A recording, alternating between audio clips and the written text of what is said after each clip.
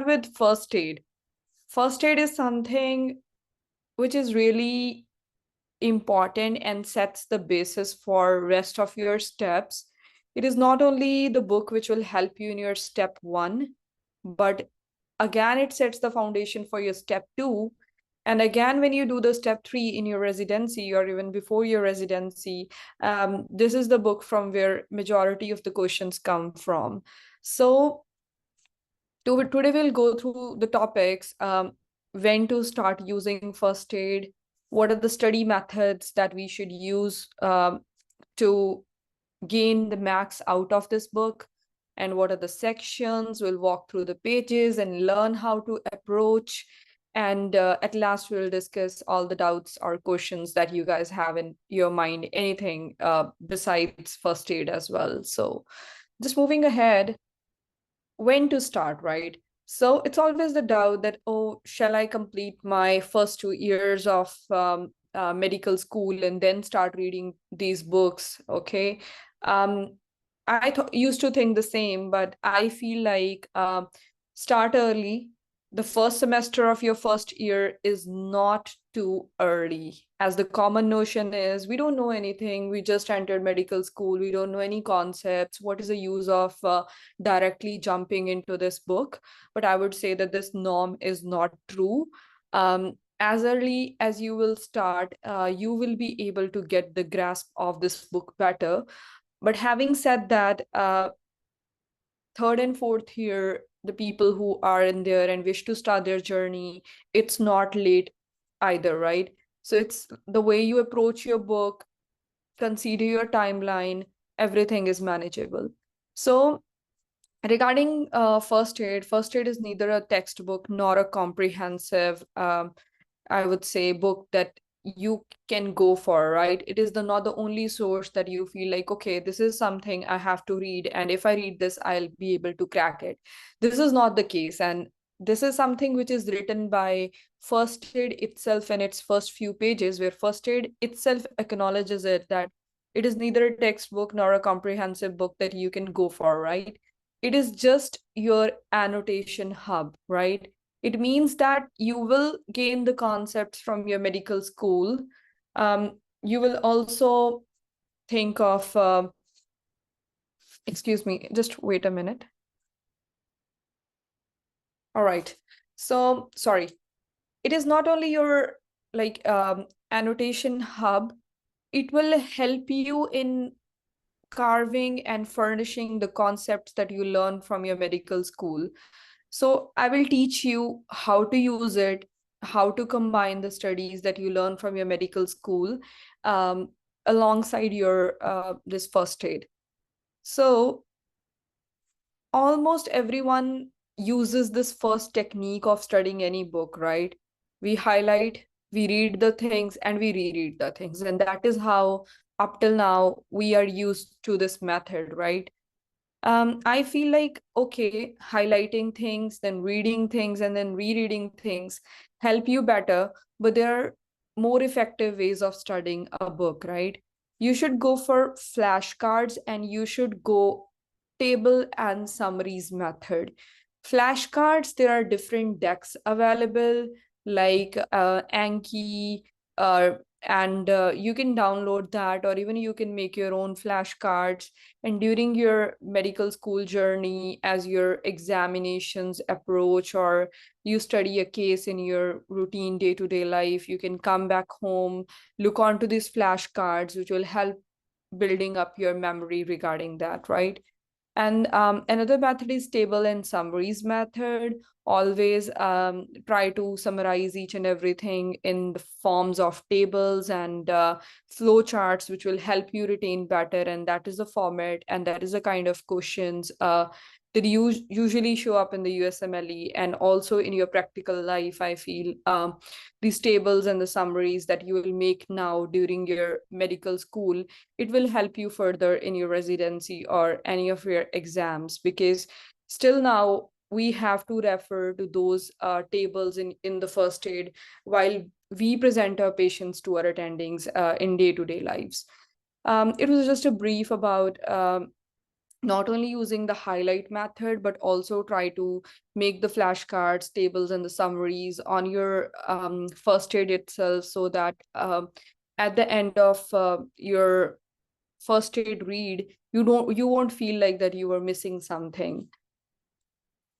So what actually the first aid consists of, right? It consists of two sections, and first are the basic ones: biochem, immunology, microbiology, patho, and pharma, which you guys can study during your first 2 years of the medical school alongside. And you can take one topic a day, or whatever is being taught in your routine med school lectures, and come home and try to study it from your first aid.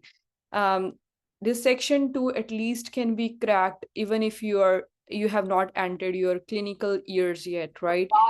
And I think someone's microphone is on. Could you please switch it off? Thank you. So, coming to the section 3, it is more system focused, more, I would say, specialty focused section, where they discuss everything in depth regarding cardiovascular, endocrinology, GI. But how to approach to this section, even while you're in the early years of your med school, I'll guide you at least the portions which you can do out of your first aid while being in the medical school, okay? So, this is the biochemistry, okay? We'll take one section's example and learn how to go for the first aid. We'll keep it very simple, not very complicated.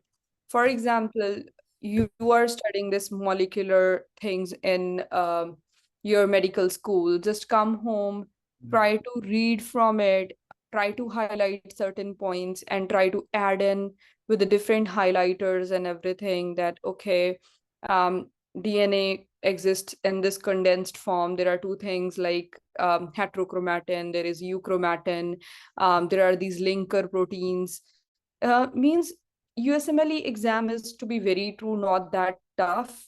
It is based on the simple diagrams and the lines which I mentioned in the first aid, and the direct questions do come up from it.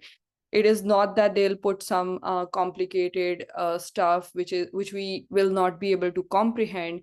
It is very small things out of each and every diagram which they pick and put in the exam. So make that habit of reading everything line to line.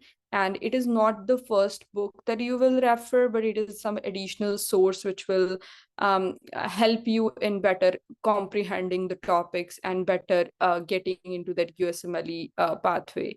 So my suggestion would be, no matter how many extra things you have to add on to this book, but utilize this space and add everything onto it, so that you will have a better grasp on the topic.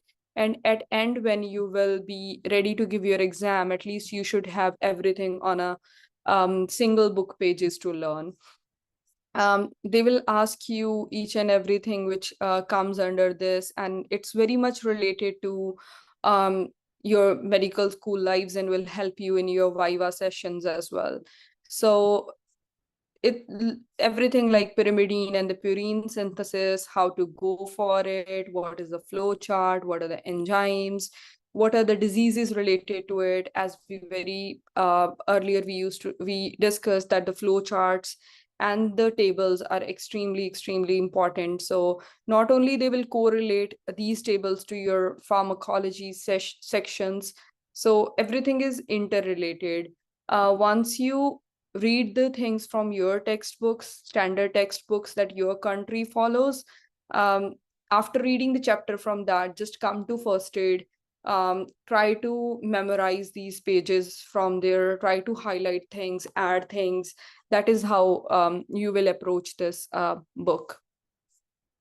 Also, like basic diseases and everything, like DNA repair section is extremely good in this as compared to the normal textbooks.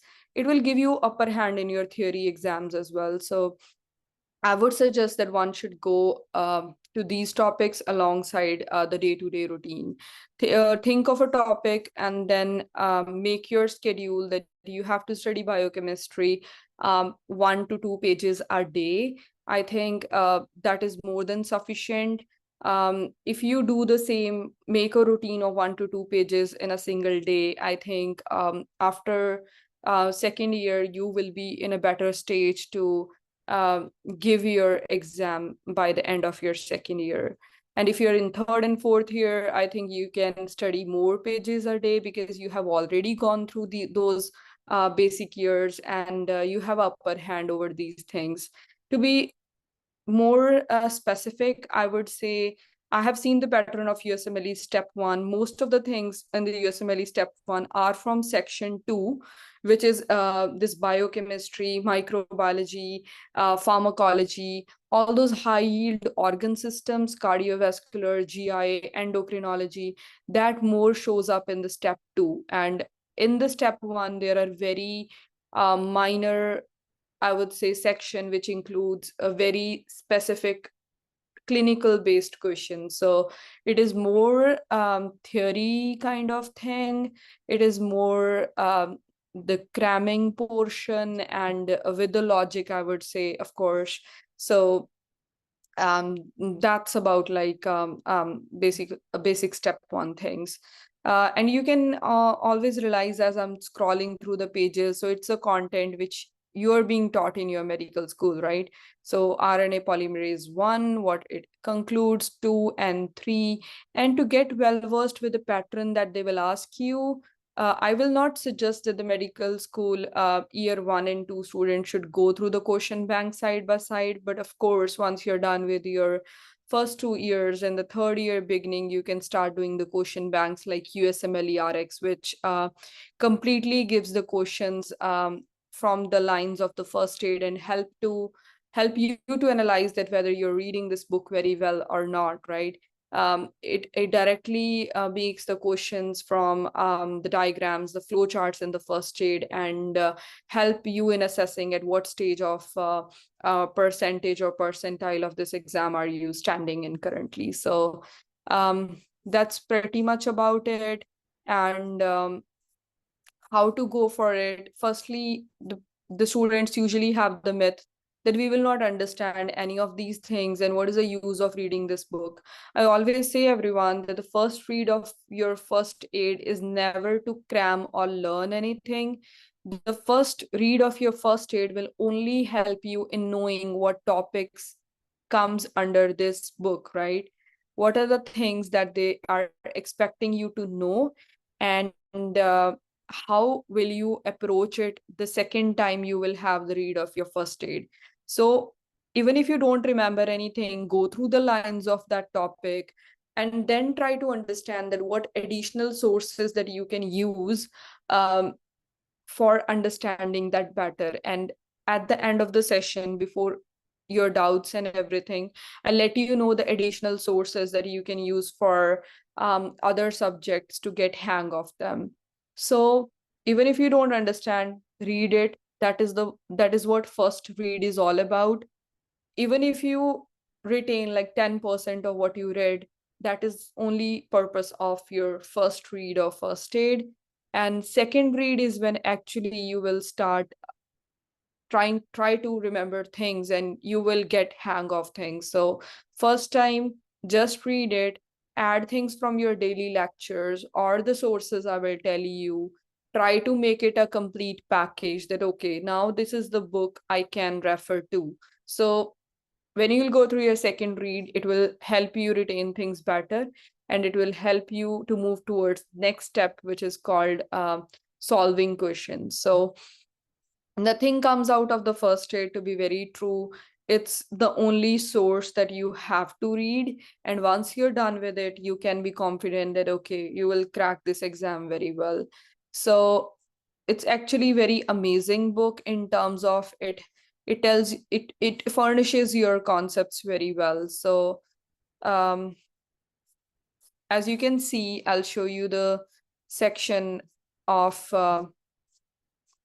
I'm sorry, just I was trying to open like This very basic topics of vitamin B5, B6, B12, all the cycles that in your medical school that you read. And it also relates each and every point clinically, and every point is so well defined in this.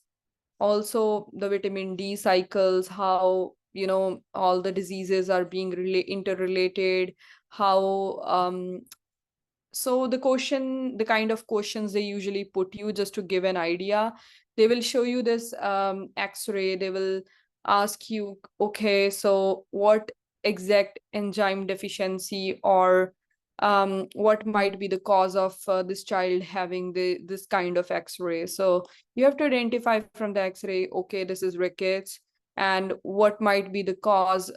Can be this, either they'll put you directly vitamin D deficiency, or they can ask you of certain etiologies involved behind this. So they're very pretty much like simple and sorted out questions, not very complicated ones, directly putting the scenarios of decreased proprioception with ataxia, with acanthocytosis, where they will ask you, okay, what vitamin deficiency is this? And that would be vitamin E deficiency. Many of the questions they asked me were from the zinc deficiency.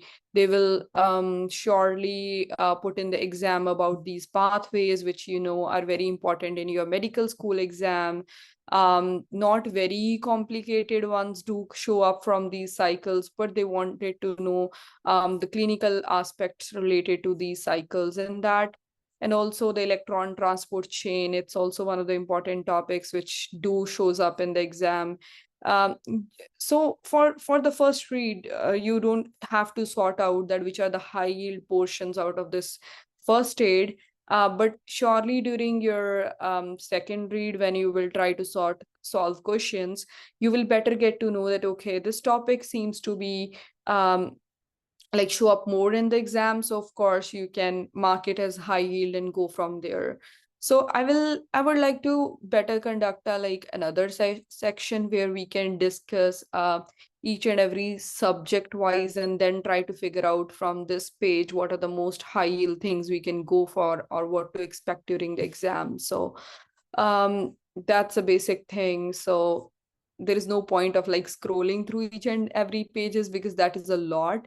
But my basic idea for opening this up was to show you that once you open up this book, there are a lot of things which you will feel like you better know as a first or second year medical students, which sometimes this knowledge starts fading when you're in third and fourth year. And so always, if you can start it in your first and second year, please do it, because just focusing again on all these parts while you're in your fourth year, it becomes a little difficult to just go back and read all this. So um, you can have a look, like very concise, very beautifully mentioned about each and every familial dyslipidemias, what is the pathogenesis and how to go for it. Similarly, this immunology, look towards the spleen sections, lymph node, everything is every single thing is like related to your simple med school stuff. Just read the topics from your textbooks, refer to each and every page, fill in things, and that is the get to point from the thing I have opened.